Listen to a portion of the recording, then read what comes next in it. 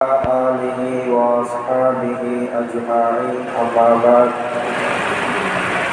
قال الله تعالى في القرآن العظيم والفرقان الحميد أعوذ بالله من الشيطان الرجيم بسم الله الرحمن الرحيم من قتل نفسا بغير نفس أو فساد في الأرض فكأنما قتل الناس جميعا صدق الله العلي العظيم. அன்பிற்குரிய அல்லாஹ்வின் நல்லடியார்களே, இறையருளால் இன்றைய தராவீகை நிறைவு செய்துவிட்டு இன்றைய தினம் தொழுகையில் ஓதப்பட்ட ஒரு சில வசனங்களின் கருத்துக்களை கேட்பதற்காக நாம் எல்லாம் இங்கு அமர்ந்திருக்கிறோம். அல்ஹம்துலில்லாஹ். அன்பான பெருமக்களே, இன்றைக்கு தொழுகையிலே ஓதப்பட்ட சூரத்துல் மாயிதா என்ற அத்தியாயத்திலே ஒரு வசனத்திலே அல்லாஹ் இப்படி பேசுகிறான்: தனி மனித ஒழுக்கம் என்பது ஒரு முஃமினுக்கு மிக அவசியமானது. அதே போன்றுதான் முஃமினாக இருப்பவர் வன்முறையிலே ஈடுபடுவது அது உகந்த ஒரு காரியம் அல்ல என்ற இந்த இரண்டு செய்திகளையும் மையப்படுத்தி ஒரு வசனத்திலே அல்லாஹ் இப்படி பேசுகிறான். அந்த வசனம் இதுதான்: மன் கதல நஃப்ஸம் பிகைரி நஃப்ஸின், யார் ஒரு உயிரை அநியாயமான முறையிலே கொலை செய்கிறாரோ, ஃபகஅன்னமா கதலன் நாஸ ஜமீஆ, அவர் ஒரு உயிரை கொலை செய்யவில்லை, ஒரு மனிதரை காலி செய்யவில்லை, ஒட்டுமொத்தமாக உலகத்தில் உள்ள அனைத்து மனிதர்களையும் கொலை செய்ததற்கு ஒப்பானது. எனவே இது போன்ற காரியங்களை நீங்கள் தவிர்த்து கொள்ளுங்கள் என்று அல்லாஹ் இந்த வசனத்தின் மூலமாக எச்சரிக்கை நமக்கு செய்கிறார்.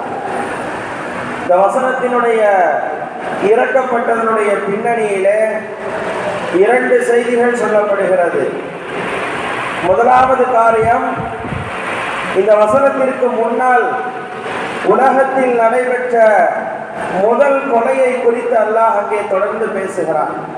வத்துல் அலைஹிம் நபஅ பனி ஆதம பில் ஹக் இத் கர்ரபா குர்பானன் ஃபதுகுபில மின் அஹதிஹிமா என்று தொடங்கி வருகிற அந்த இடத்திலே ஆதம் அலைஹிஸ்ஸலாம் அவர்களுடைய இரண்டு குழந்தைகள் ஒருவருக்கொருவர் அங்கே கருத்து வேறுபாட்டின் காரணமாக நீண்ட நெடிய வரலாறு சுருக்கமாக நாம் நினைவுக்கு கொண்டு வருகிறேன். அங்கே கடைசியிலே அந்த பெண்ணை திருமணம் செய்கிற விஷயத்தில் ஏற்பட்ட கருத்து வேறுபாட்டின் காரணமாக தன் உடன் பிறந்த சகோதரரை கொலை செய்து விடுகிறார். அதைத்தான் அல்லாஹ் அங்கே கண்டித்து பேசுகிறான் இந்த வசனத்திலே. அங்கே கொலை செய்யப்பட்டது ஒரு உயிராக இருந்தாலும் வெளிப்படையிலே நீங்கள் ஒரு உயிராக பார்க்கிறீர்கள், ஆனால் என்னுடைய பார்வையிலே அது ஒரு உயிர் அல்ல, ஒரு சமுதாயத்தை அழித்ததற்கு சமமாகும். ஒட்டுமொத்தமாக உலகத்தில் இருக்கக்கூடிய காரணம், அப்போது இருந்த ஆதம் அலைஹிஸ்ஸலாத்தினுடைய குழந்தைகள் இவர்கள் இருவர் தான் உலகத்திலே இருக்கக்கூடிய வாரிசுகள். இவர்களுடைய சந்ததிகள் அங்கே முடக்கப்பட்டிருக்கிறார்கள். எனவே அது ஒரு தனி நபருடைய உயிரை கொலை செய்ததாக நான் கருதவில்லை, அந்த சந்ததியே ஒட்டுமொத்தமாக சமுதாயத்தை அளிக்கப்பட்டிருக்கிறது. இது மிகப்பெரிய பாவம், அதில் நீங்கள் ஈடுபட வேண்டாம். கருத்து வேறுபாடா, மனக்கசப்பா, பிளவுகளா, அமர்ந்து பேசுங்கள், சரி செய்வதற்கான வாய்ப்புகளை தேடுங்கள். அதற்கு போய் அதை விட்டு ஆளை இல்லாமல் காலி செய்தல் என்பது உயிரை என்ன நீங்கள் துச்சமாக நினைத்துக் கொண்டீர்களா? சாதாரணமாக நினைத்துக் கொண்டீர்களா? ஒரு மனிதனுடைய உடலிலே நான் வழங்கி இருக்கக்கூடிய உயிர் என்பது என்னிடத்திலே மிக கண்ணியத்திற்குரியதாக இருக்கிறது. உங்களுக்கு மத்தியில பிரச்சனை ஆளை தூக்கி போட்டு நீங்க மட்டும் போயிட்டு இருக்கிறீங்க. தயவு செய்து இந்த காரியத்திலே ஹாபில் காபில் இடத்திலே இந்த நிகழ்ச்சி நடந்துவிட்டது, நடந்ததாக இருக்கட்டும். இனி இது போன்ற ஒரு குற்ற செயல் என்பது அங்கே ஏற்படக்கூடாது, நடைபெறக்கூடாது. தனி மனித ஒழுக்கம் என்பது தேவை. அங்கே ஒழுக்க சீர்கேடான காரியங்களிலே ஒரு முஃமினாக இருப்பவன் தன்னை ஈடுபடுத்தக் கூடாது என்பதற்காக ரப்புல் ஆலமீன் அந்த ஹாபில் காபிலுடைய நிகழ்ச்சிகளை சொல்லிய அடுத்த வசனத்திலே இந்த நிகழ்ச்சியை சொல்கிறான். அநியாயமான முறையில் ஒரு உயிரை கொலை செய்தல் என்பது அது ஒட்டுமொத்தமாக உலகில் இருக்கக்கூடிய அத்தனை பேர்களுடைய உயிரையும் எடுத்ததற்கு சமமாகும். நீங்கள் அந்த காரியத்தில் ஈடுபடாதீர்கள். ரப்புல் ஆலமீன் நமக்கு எச்சரிக்கையை கொடுக்கிறார். தனி மனித ஒழுக்கம், நீங்கள் செல்ஃப் கண்ட்ரோல் என்பது, சுய கட்டுப்பாடு என்பது ஒவ்வொரு மனிதனுக்கும் அவசியம். ஏன் ஒரு பெண்ணை திருமணம் செய்கிற விஷயத்திலே கருத்து வேறுபாட்டிற்காக நான் மிக மதிப்பாக வைத்திருக்கக்கூடிய உயிரை போக்குகிற அளவிற்கு நீங்கள் ஏன் அந்த முடிவுக்கு வருகிறீர்கள்? ஏன் இந்த வன்முறையான காரியத்திலே ஈடுபடுகிறீர்கள்? அல்லாஹ் அதைத்தான் கண்டிக்கிறான். நீங்கள் உங்கள் பார்வையில் ஒரு உயிராக இருக்கக்கூடிய அந்த ஒரு உயிர் என்பது என் பார்வையில் ஒட்டுமொத்த அனைத்து மனிதர்களுடைய உயிருக்கு ஒப்பானது. சாதாரணமாக கருதாதீர்கள். அல்லாஹ் எச்சரிக்கிறார். இரண்டாவது காரணம், இந்த வசனம் இறக்கப்பட்டதனுடைய பின்னணி, மதீனா நகரத்திலே இந்த அத்தியாயம் இறக்கப்பட்டது. நபி ஸல்லல்லாஹு அலைஹி வஸல்லம் அவர்களுக்கு எதிராக பல்வேறு சூழ்ச்சிகள் செய்யப்பட்டது. அதையும் கண்டித்து அல்லாஹ் இந்த வசனத்திலே சொல்லி காட்டுகிறான். நீங்க குழப்பத்தை ஏற்படுத்தணுங்கிறதுக்காக முஹம்மது ஸல்லல்லாஹு அலைஹி வஸல்லம் அவர்களுடைய செய்திகள் உண்மையாக கொண்டிருக்கிறது. மக்கள் இஸ்லாத்திலே இணைந்து கொண்டிருக்கிறார்கள். அதனால அவர் இல்லாம பண்ணிட்டோம்னா நம்ம எப்போதும் போல இருந்துக்கலாம் என்று நீங்கள் நினைக்க வேண்டாம். நபிமார்களுக்கு எதிராக அப்போது மதீனாவில் நடைபெற்றுக் கொண்டிருந்த சதி திட்டத்திற்கு எதிராகவும் அல்லாஹ் இங்கே குரல் கொடுத்தான். நபி ஸல்லல்லாஹு அலைஹி வஸல்லம் அவர்களுடைய அந்த நபித்துவத்தினுடைய விஷயத்திலே நீங்கள் குழப்பத்தை ஏற்படுத்தி அவர்களை இல்லாமலாக்க வேண்டும் என்று நினைத்தால் ஒரு நபரை நீங்கள் இல்லாமலாக்குவதில்லை, ஒட்டுமொத்தமாக உலகத்தில் நான் படைத்த அத்தனை உயிர்களை எடுத்த அந்த குற்றம் என்பது உங்களுக்கு ஏற்படும். ரொம்ப கேர்ஃபுல்லா இருங்க என்று இந்த இரண்டு நிகழ்ச்சிகளையும் மையப்படுத்தி வருங்கால கியாமத் நாள் வரைக்கும் வரக்கூடிய அத்தனை மனிதர்களுக்கும் எச்சரிக்கை செய்யும் விதமாக தனி மனித ஒழுக்கம் என்பது மிக அவசியமானது. ஒரு முஃமினாக இருக்கக்கூடியவன் வன்முறைக்குரிய காரியங்களிலே ஈடுபடக்கூடாது.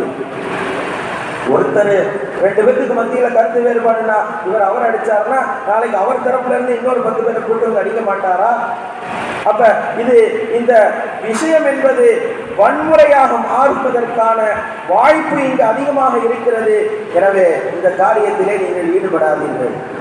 ரப்புல் ஆலமீன் மிகப்பெரிய பாவம் என்று அதை எடுத்து சொல்லி இந்த இடத்திலே தனி மனித ஒழுக்கம் என்பது மிக மிக அவசியமானது. வன்முறைக்குரிய காரியங்களிலே ஒரு முஃமின் தன்னை ஈடுபடுத்தக்கூடாது. ஏன் உங்களுக்கு அவ்வளவு துச்சமாக போய்விட்டதா உயிர் என்பது? ரப்புல் ஆலமீன் அதைத்தான் கண்டித்து இந்த வசனத்திலே சொல்கிறார். அதை தொடர்ந்து பேசுகிறார். வமன் அஹ்யாஹா, எவன் எந்த ஒரு மனிதர் ஒரு உயிரை வாழ வைக்கிறாரோ பக்க அன்னமா அஹ்யன்னாஸ் ஜமீஆ, உலகத்தில் இருக்கக்கூடிய அத்தனை பேர்களுக்கும் அவர் வாழ வைத்த அந்த நன்மை என்பது கிடைக்கும் என்று அல்லாஹ் பேசுகிறார். இந்த வாழ வைத்தல் என்ற வார்த்தை என்பது அது அந்த மனிதனுடைய உயிரை நாம் எடுக்காமல் விட்டுவிடுவது மாத்திரம் அல்ல, அவனுடைய சூழ்நிலைகளை நாம் சரிப்படுத்துவது. தற்கொலை செய்ய வேண்டும் என்ற எண்ணத்தில் ஒருவன் இருக்கிறான் என்றால் அவனிடத்திலே போய் பேசி அவனுடைய உள்ளத்தை மாற்றி அந்த தற்கொலை செய்யக்கூடிய எண்ணத்தில இருந்து அவனை நாம் வெளியே கொண்டு வந்தோம் என்று சொன்னால் அதற்கு பகரமாக உலகத்தில் இருக்கக்கூடிய அத்தனை உயிர்கள், எத்தனை உயிர்கள் இருக்கிறதோ அத்தனை உயிர்களையும் நாம் உயிர் வாழ வைத்த அந்த நன்மையை எல்லாம் நமக்கு கொடுக்கிறார். ஒருவர் கடன் பிடியிலே சிக்கி விழி பிதுங்கி வழி தெரியாமல் நின்று கொண்டிருக்கிறார், தவித்துக் கொண்டிருக்கிறார். அந்த கடன்ல இருந்து எப்படி வெளியே வர்றது என்று அவருக்கான வாழ்வாதாரத்தினுடைய முறைகளை நாம் சொல்லிக் கொடுத்தாலும் அஹ்யாஹா என்ற இந்த வார்த்தையிலே அவர் கட்டுப்படுவார் என்று சொல்லப்பட்டிருக்கிறது. ஒருவர் பசியோடு பட்டினியோடு அவர் கிடந்து கொண்டிருக்கிறார். எங்க போனா உணவு கிடைக்கும் தெரியல. அவருக்கு உணவுக்கான தாகத்தை தீர்ப்பதற்கான ஏற்பாடுகளை செய்தாலும் வமன் அஹ்யாஹா என்ற வார்த்தையிலே அந்த மனிதரை வாழ வைத்ததற்கான அந்த நன்மைகளிலே ஒரு மனிதர் செய்த அந்த காரியம் என்பது அடங்கும் என்கிற செய்தியும் இந்த வசனத்தினுடைய பின்னணிகளிலே சொல்லித்தரப்பட்டிருக்கிறது. எல்லாவற்றையும் விட மேலாக குர்ஆன் என்பது உலக பொதுமறை. அது நமக்கு மாத்திரமானது அல்ல, சகோதர சமயத்தவர்களுக்குமானது. அதையும் அல்லாஹ் இந்த வசனத்திலே தெளிவுபடுத்தி இருக்கிறான். அல்லாஹ் சொல்லும் போது என்ன சொல்லல, மன் கத்தல முஸ்லிமன் சொல்லல, மன் கத்தல நப்சன் என்று சொல்லி இருக்கிறார். நப்ஸ் என்ற வார்த்தை, உயிர் என்ற வார்த்தை முஸ்லிம்களாகி அவனை ஏற்று இங்கு வாழ்ந்து கொண்டிருக்கக்கூடிய நம்மையும் எடுத்துக்கொள்ளும். நம்மை சாரா அவனை ஏற்றுக்கொள்ளாமல் இந்த உலகத்தில் அல்லாஹ்வால் படைக்கப்பட்டிருக்கக்கூடிய அத்தனை உயிர்களையும் எடுத்துக்கொள்ளும். அல்லாஹ் சொல்ல வர்ற செய்தி என்ன தெரியுமா? ஒரு முஃமின் இன்னொரு முஃமினுக்கு மட்டும் நெருக்கடி கொடுக்காம இருக்கணும் அப்படிங்கிறது அல்ல. ஒரு முஃமினுக்கும் நெருக்கடி கொடுக்கக்கூடாது, இடையூறு கொடுக்கக்கூடாது, அவனுடைய உயிரை போக்குகிற காரியத்தில் ஈடுபடக்கூடாது. அது அல்ல, அதையும் தாண்டி இருக்கக்கூடிய சகோதர சமயத்தவர்களோடும் ஒரு முஃமின் இணங்கி நடக்க வேண்டும். சமூகத்தை சார்ந்து அவன் எல்லோருடனும் இணங்கி பழக வேண்டும். அதை குறிப்பதற்காகத்தான் அல்லாஹ் இங்கே முஸ்லிமன் என்று சொல்லாமல் நப்ஸ் என்று சொல்லி அவர்களுக்கும் உடலிலே உயிர் கொடுத்தது நான் தான் கொடுத்திருக்கிறேன், அவர்களிடத்திலும் நீங்கள் சமய நல்லிணக்கத்தோடு நடந்து கொள்ளுங்கள் என்கிற செய்தியையும் அல்லாஹ் இந்த வசனத்தின் மூலமாக இலைமறைக்காயாக சொல்லி காட்டியிருக்கிறான் என்ற செய்திகளும் இந்த வசனத்தினுடைய பின்னணியிலே சொல்லித்தரப்பட்டிருக்கிறது. ரப்புல் ஆலமீன் அல்லாஹ் ஜல்லஷானஹு தஆலா இந்த வசனத்தினுடைய கருத்துக்களை முழுமையாக புரிந்து செயல்படுகிறார். நல்ல தௌஃபீக்கை நமக்கும் நம்முடைய சந்ததிகளுக்கும் தந்தருள்வானாக. ஆமீன். வ ஆகிரு தஅவானா அல்ஹம்துலில்லாஹி ரப்பில் ஆலமீன்.